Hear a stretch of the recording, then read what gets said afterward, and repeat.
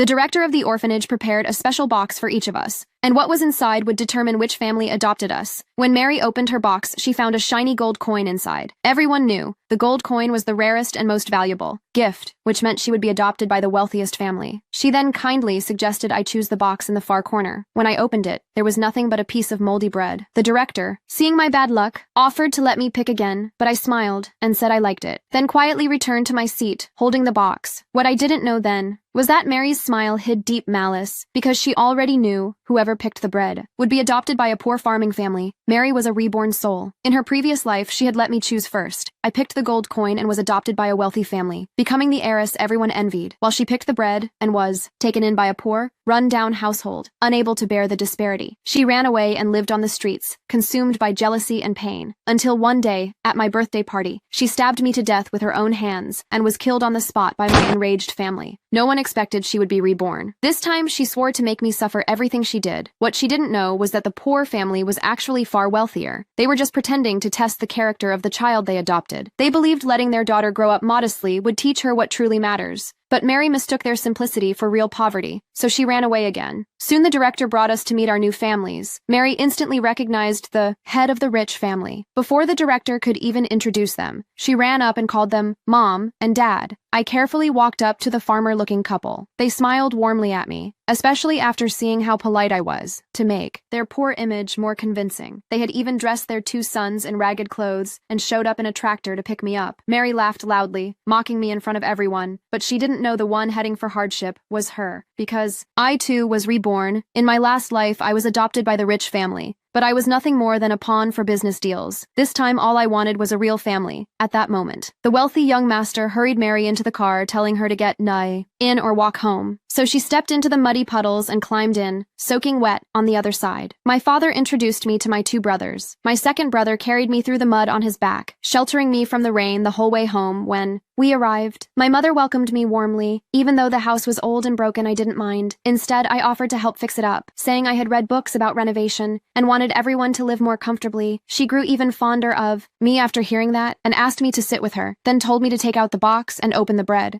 I did as she said, and found a jade necklace hidden inside. I was stunned. It looked so expensive I didn't dare accept it, but my mother insisted, saying my brothers had one too, so I carefully put it on, unaware that the jade necklace was a symbol of the heir to a massive empire, and that my new family was actually the wealthiest in the country. Later, I began helping around the house and running errands, trying to save up money to renovate the home myself. 3 years passed. I often delivered vegetables for nearby restaurants. One day, Mary happened to see me, seeing how clumsy I looked. She deliberately had someone order vegetables